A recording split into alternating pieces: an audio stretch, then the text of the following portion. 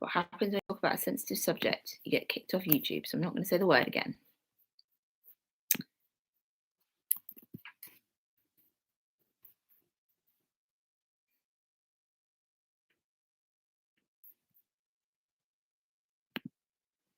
So Irish immigration in Whitechapel.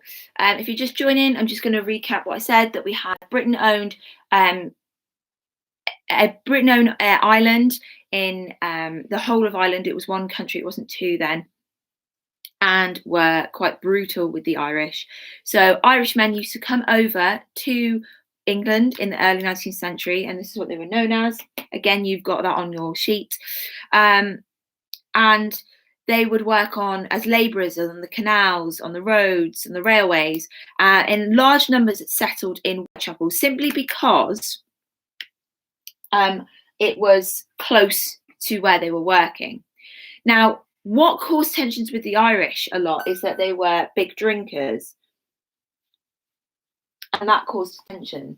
So alcohol, again, that is a big stereotype, and that is not saying that the Irish are all drinkers, but the Irish that settled in Whitechapel stereotypically did like a drink. Now, the Irish then also had a lot of prejudice against them simply because of their religion. They were Catholic. Now, we know from our Elizabeth studies there have been a lot of issues with Catholics versus Protestants, and now the country had been Protestant for a good 400-500 years, and 400 years, I think, yeah. And there was a lot of prejudice towards Catholicism.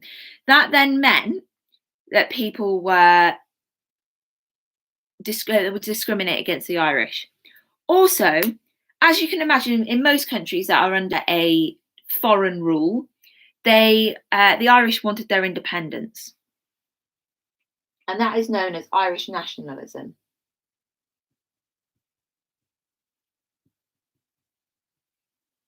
Now, with Irish nationalism, or the Fenian movement, again, I'm trying to be quite careful with my terms here on YouTube. Obviously, the people of Britain weren't particularly happy about an Irish independence. They wanted to keep Ireland. They were a good source of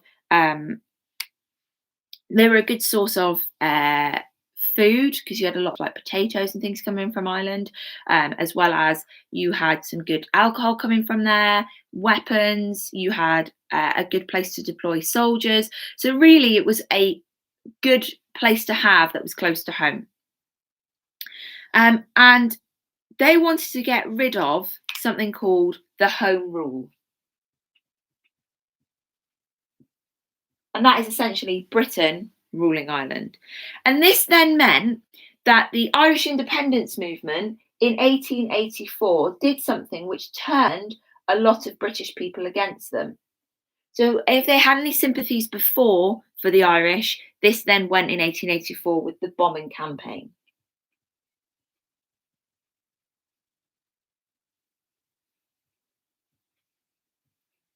Now, the bombing campaign, although there were only a few people hurt, was where the Irish basically trying to show that they wanted to get rid of Britain as their ruler and they wanted to rule themselves. Now, the public opinion then of the Irish definitely changed and stereotyped them as violent people, as terrorists, as people that were looking to cause trouble, which is not the case. They just wanted their independence. So this is one of the problems that you have in immigration in terms of tensions with Whitechapel. The next one is, will we fit it down there that you'll be able to see? I'm going to rub this off because so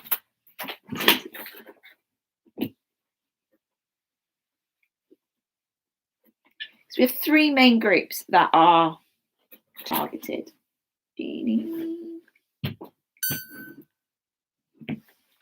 This is all the humanities girls, as you can hear. The next group then that were targeted were Eastern European Jews.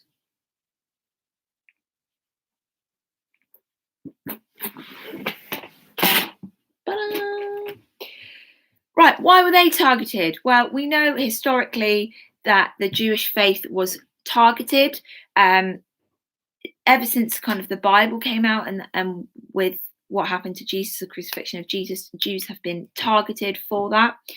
And after 1881, Russian Jews who came to Whitechapel. Now, why did Russian Jews come to Whitechapel? Is because they were being completely persecuted by the Bolsheviks after the Tsar's assassination.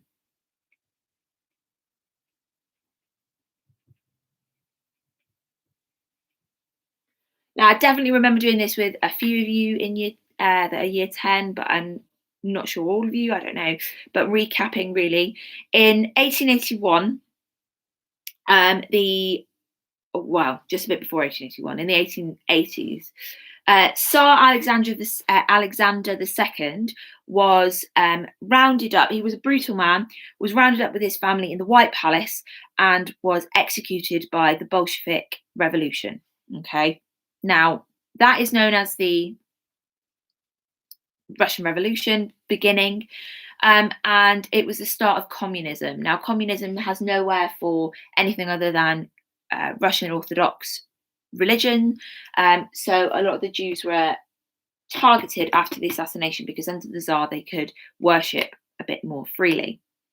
This then meant between this date, so 1881 and 1891, so 10 years, 30,000 Russian Jews came to Whitechapel. That is a significant number. Now, they didn't all stay and settle in Whitechapel, but they did stay in London, and a lot of them did stay in Whitechapel. Now, these particular Jewish immigrants did find it a lot harder to integrate with the communities, unlike the Irish. The Irish managed to come into the communities a little bit better. Yes, there were tensions, but the Jewish found it a lot more difficult compared to the Irish, partly due to there was a language barrier. Russian is not the easiest language to speak, but also there was a cultural difference.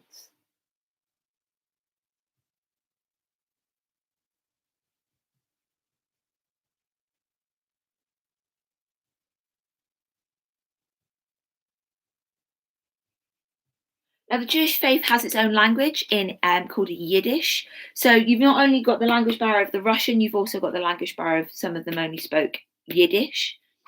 And then you've got these cultural differences of Sunday is the Saturday, I believe, is the Sabbath. So you've got these cultural differences of how people operate within the Jewish faith compared to someone that is of no faith or of a Protestant faith.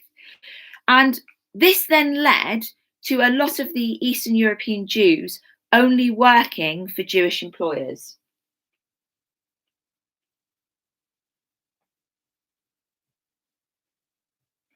Now, that's not to say that they didn't do similar work to what we talked about last lesson, because they did. They worked in sweatshops or quite a lot of similar industries. The only difference was that they were Jewish owners, and this meant that they were separated off, okay, from...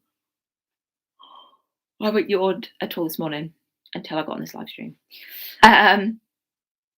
They were easy targets then to pick on because they separated themselves, they segregated themselves from the rest of the community. And I genuinely don't believe that it was completely intentional, but it was comfortable for them. Right, we've got one more group. Or one more source of tension, I should say. We've done our immigrants. Now let's look at how else things got tense. Oh, don't do that to the wall, your dad will kill you.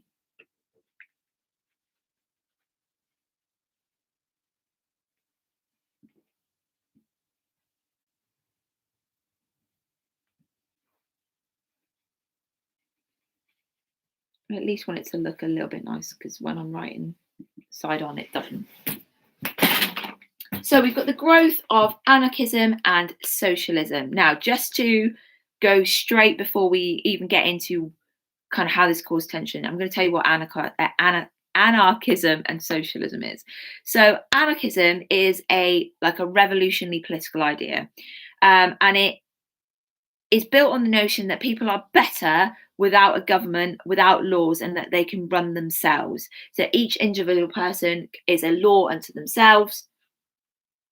They do not need a government or a set of laws to live by.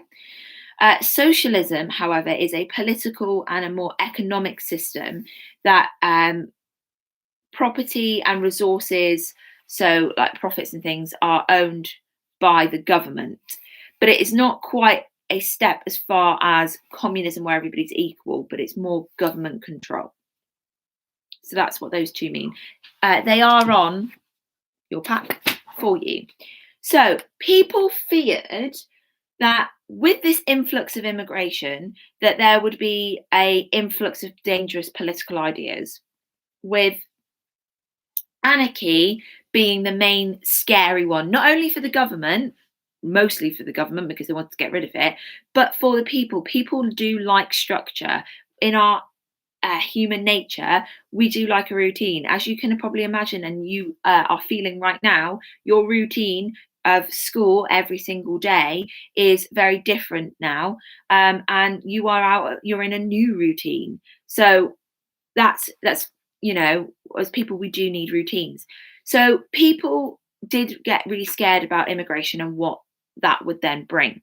Now, the reason, excuse me,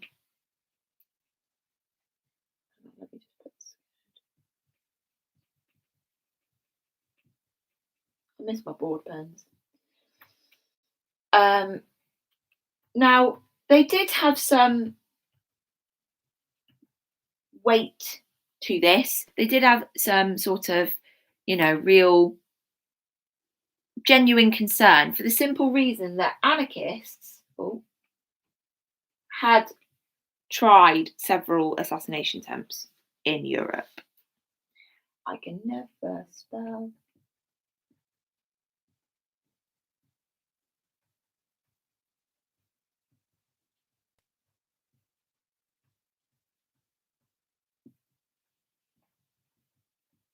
There we go. They had attempted assassinations in Europe, which made the British government, as you can imagine, very, very suspicious, particularly of those in the Russian Jews. Seeing what had gone on in Russia, okay, it's not quite like at the moment where we can see Donald Trump telling people to drink bleach hours, or even not even hours, stream that live. We can watch him do that live and then have those pictures broadcast all over the world in seconds.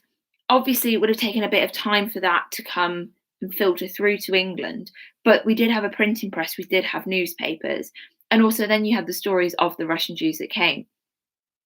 And the Bolsheviks wiped out a whole way of life in Russia, rightly or wrongly. I'm not going to get into that, but they wiped out life as the Russians had known it for hundreds and hundreds of years and changed it to something completely different. So the British government was very suspicious. Also, a lot of the Jewish immigrants did not like the British way of life in terms of the political ideas and did want to change it.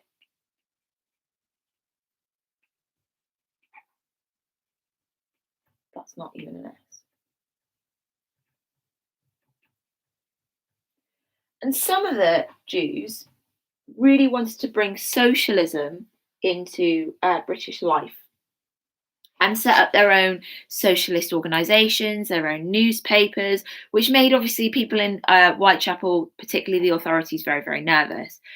And there were quite a few strikes and demonstrations organised by the Jewish socialist groups, which caused a lot of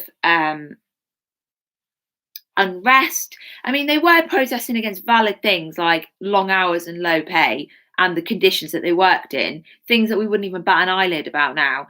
But then This caused fear of revolution. Again, all stemming from Russia.